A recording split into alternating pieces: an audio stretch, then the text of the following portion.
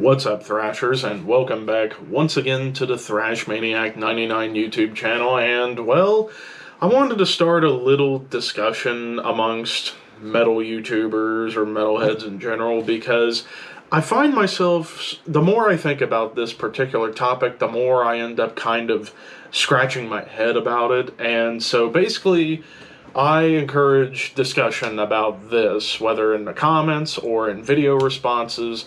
I want to hear what you guys think about this. So, as the video is titled, when did adding progressive music to death metal become a bad thing? That's essentially the subject of this video, because I've noticed that for pretty much over a year now, it seems as though there's become a bit of a trend within metalheads to the point where some, like, purists or elitists or gatekeepers don't like when death metal bands add prog to their death metal sound, which I find really, really confusing, considering, progressive death metal as a whole has been around for almost as long as death metal has existed for. But the main bands that seem to be garnering a bunch of ire from metalheads right now are Tomb Mold and Blood Incantation, who were two big-time darlings for somewhat the revival of the old-school sounding death metal style coming back to prominence over the past almost decade, maybe even a little longer than that. But yeah, they were seen as two bands that helped kind of popularize the revival of old-school death metal. But obviously, with Tomb Mold's last album, The Enduring Spirit, they wanted to evolve their sound a little bit while still retaining who they are at their core. They just happen to add a little bit of prog to their sound. Same goes for Blood Incantation on their new album, Absolute Elsewhere. It's 2 songs, but it's still Blood Incantation at its core, which is Morbid Angel and Time Ghoul, Death, and Immolation Worship, but they add a little bit of progressive music to the sound. So, what I'm trying to figure out is, why are these two bands in particular garnering so much ire from diehard metalheads for adding prog to their sound? Because, well, let's go back to when progressive death metal kind of got its start. You could argue it started around like 1990, you could say, because you had the band Death, who not only invented death metal, but you could argue kind of helped pioneer progressive death metal to a degree with their album Spiritual Healing, where it still was very much death metal, but you can definitely tell there was a shift in the sound of the band at that point, with adding more technicality and more melodies, like actually progressing in the musical style. And it was seen as a pretty big leap forward for Death. And then you get to albums from Human to Individual Thought Patterns. Excuse me, I don't know what's going on with my voice.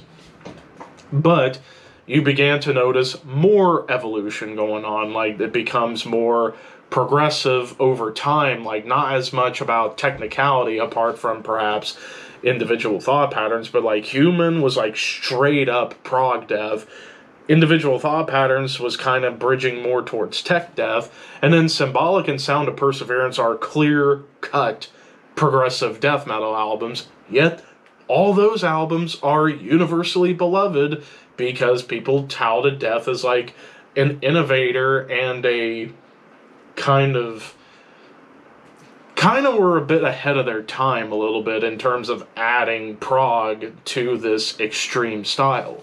But then also around the same time as Death, you had bands like Nocturnus, Atheist, and Cynic, all kind of doing something similar, although Nocturnus went for a little bit more of a challenging, complex, technical songwriting approach while adding prog to their stylings.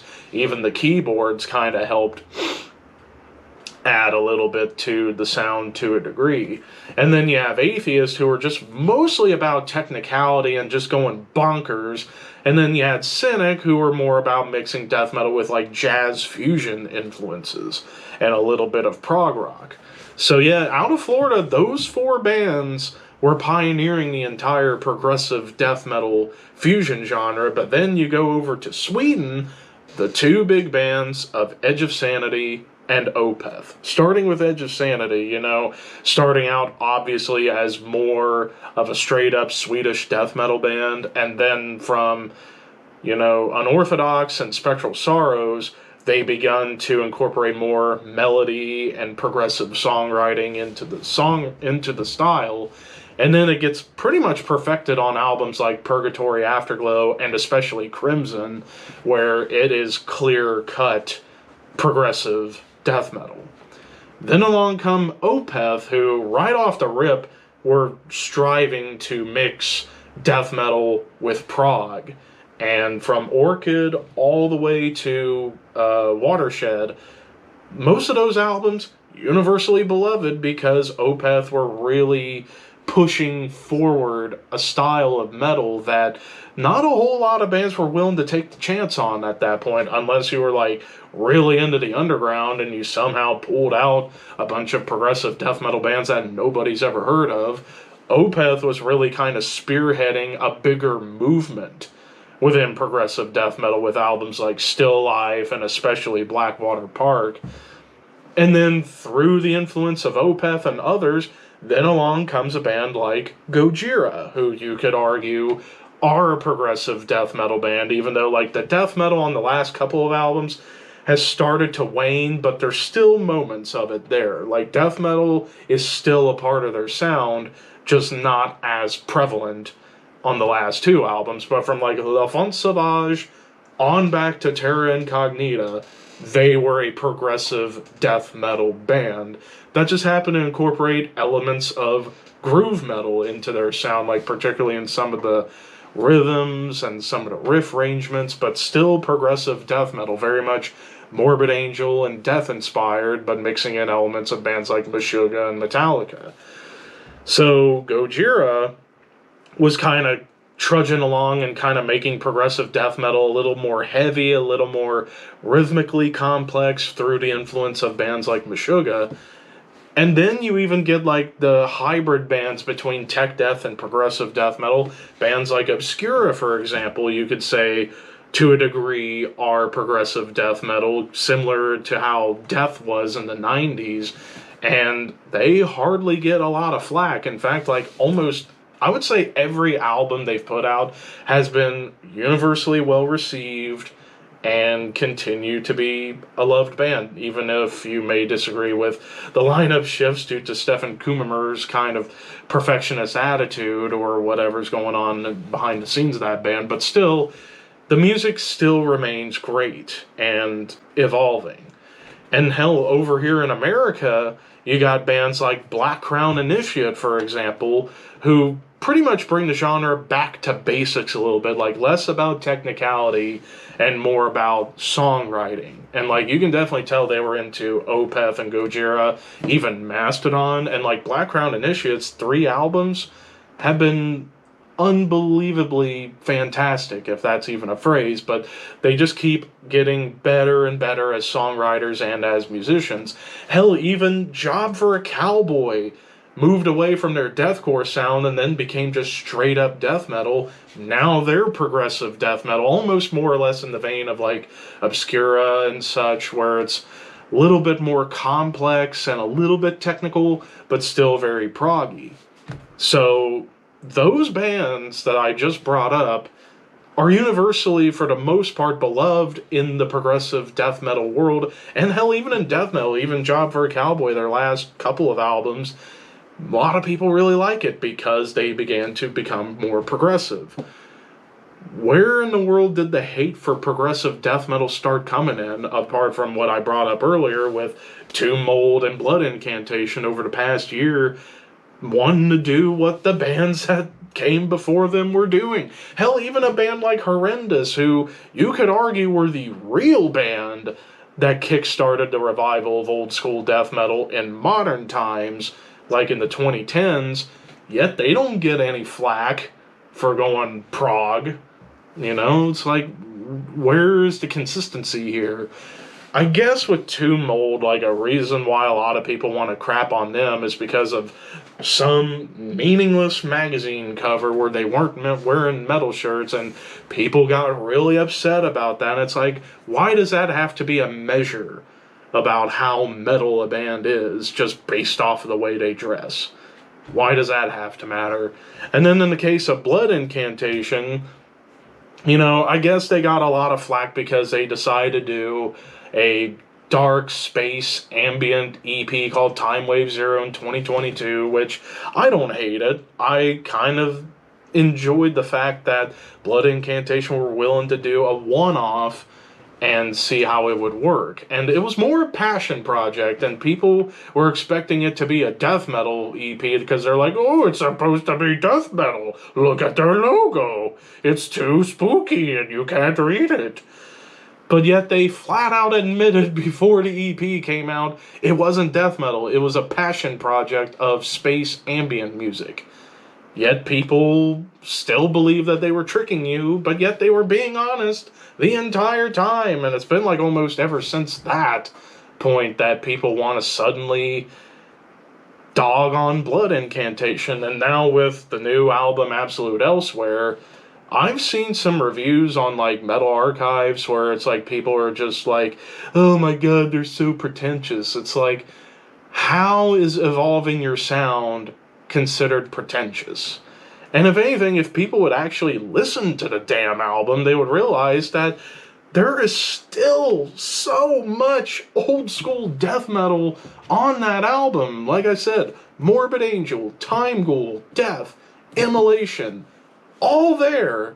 They just happen to bring out some influences of bands like Pink Floyd, Tangerine Dream, Eloy, Genesis, King Crimson, you name any prog rock band or krautrock band, whatever that's supposed to be.